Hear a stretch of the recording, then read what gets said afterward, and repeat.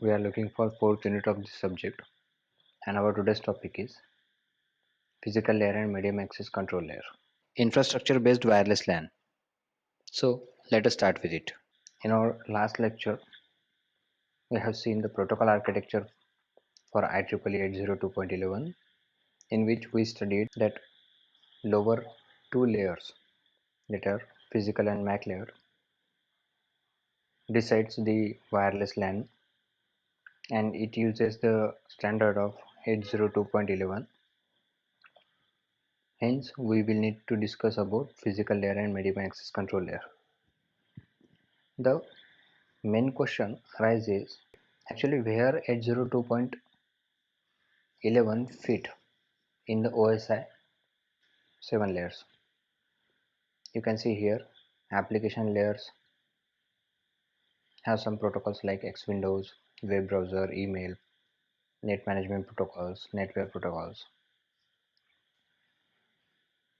Presentation layer uses FTP, NFS, SNMP, where session layer uses Telnet, IAP. Transport layer uses TCP, UDP. Network layer uses IP. Data link layer uses IEEE 802.3 for Ethernet, IEEE 802.5 for token ring, and FDDI token ring for data link. And physical layer uses base 10 base T, 10 base 2, 10 base 5, 10 base T, 100 base T, 100 base X. These are the protocols used by the physical layer. But for wired network, for wireless network, data link layer and physical layer uses 802.11 protocols. Data link layer uses 802.11 WLAN MAC, means wireless LAN MAC, and physical layer uses DSSS, uh, 900 megahertz DSSS, 2.4 gigahertz DSSS, 2.4 gigahertz FHSS. Can you remember what DSSS stands for and FHSS stands for? We have seen in our previous lectures the spread spectrum. No, DSSS stands for direct sequence spread spectrum, and FHSS stands for frequency hopping spread spectrum. When we use cell phone for a voice call, uh, number of time we need to shift from one frequency to other frequency. In that case, frequency get hopped and sudden changes in the frequency occurs, and in that time at that time FHSS, frequency hopping spread spectrum, is used. So 802.11 fits in data link and physical layer.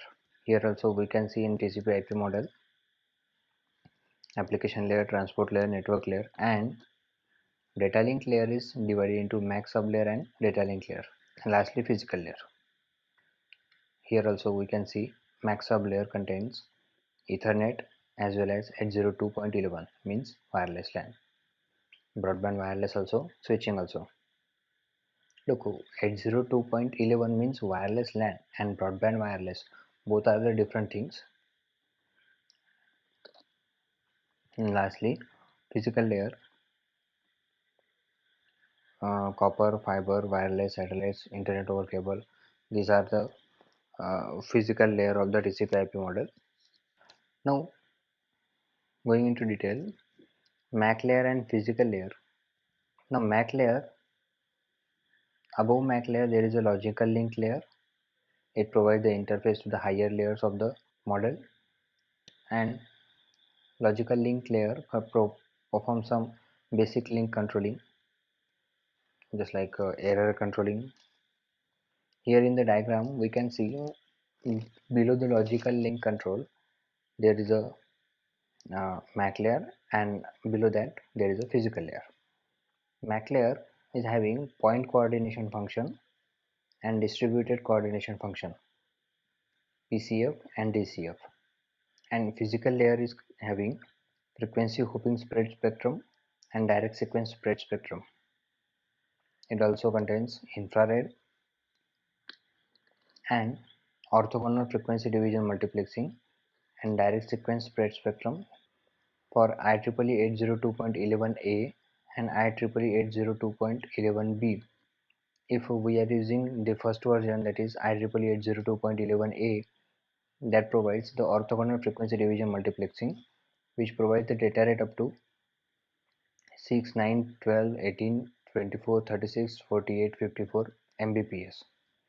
But if we go to the higher version or latest version than 11a, that is 11b, 11b uses a direct sequence spread spectrum, which provides the data rate up to 5.5 megabit per second and 11 megabit per second.